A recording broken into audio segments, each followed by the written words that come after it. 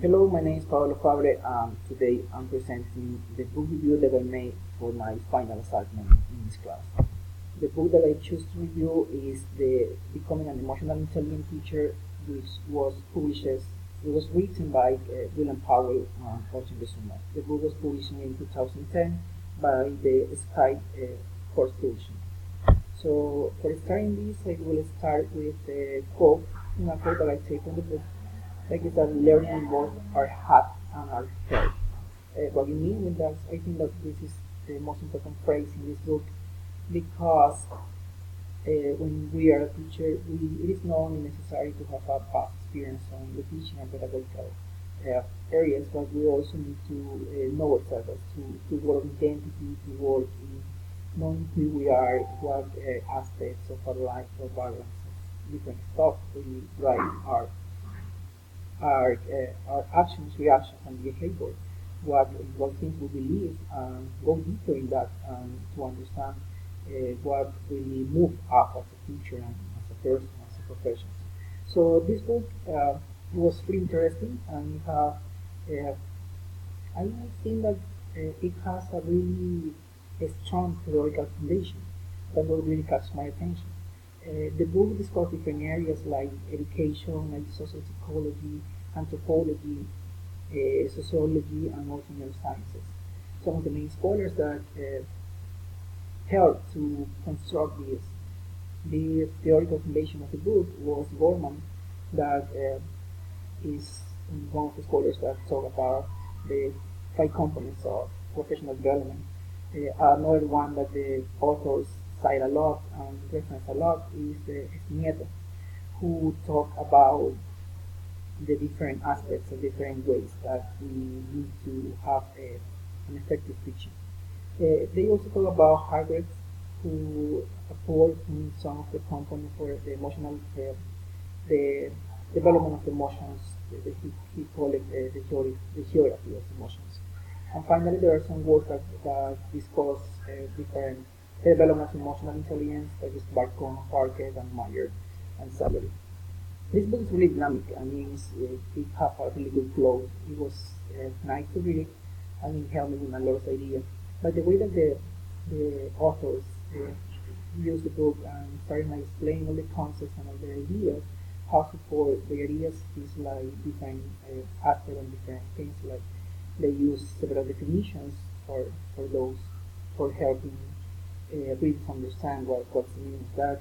But they also use a lot of the author life experience, and this is what really make the book valuable. The book really rich and really thick because the biography and the academic background of the author is really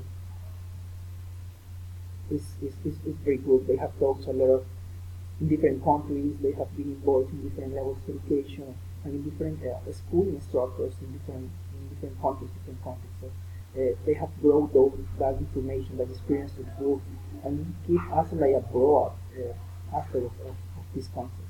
They also use a lot of narrative, narrating some of the experience that they have in the schools where they are teachers in the different countries, and they also use others teachers narrations. They also use some practical examples to explain some of the things that they want people to get it.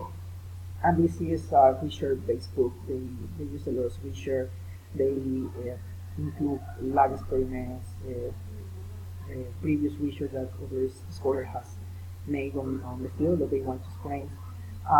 Something good about this book is really practical. They tell us and they provide us some applicable strategies. They explain teachers not only they help teachers to not only develop by themselves as like emotional intelligence. That means that encompass some theories of self, so self-reflection, self-awareness, working in ourselves, be critical on art to really understand others. Um, they use those strategies more for the reader to understand how to know the identity of the control that, but they also help provide information on strategies for teachers to become a coach.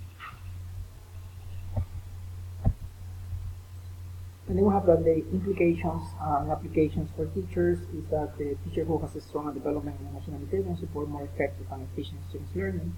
That means that when a teacher is really good for know the emotional intelligence, he's effective in the teaching.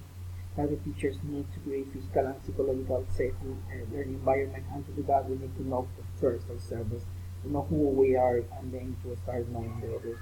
Learning is a voluntary on the part of the student, so we need to work on motivation, so learning can be happiness. We can obligate students to learn. And then we have the professional self-knowledge is crucial for teachers' effect in the classroom. So having talk during this presentation and throughout the book, they also mentioned that it's really important to know this first. Then we know how to react and how the emotions are controlled. So that is going to help you to really be effective in the teaching and to really help the students. So those are the reference. That's all I have for you. Thank you.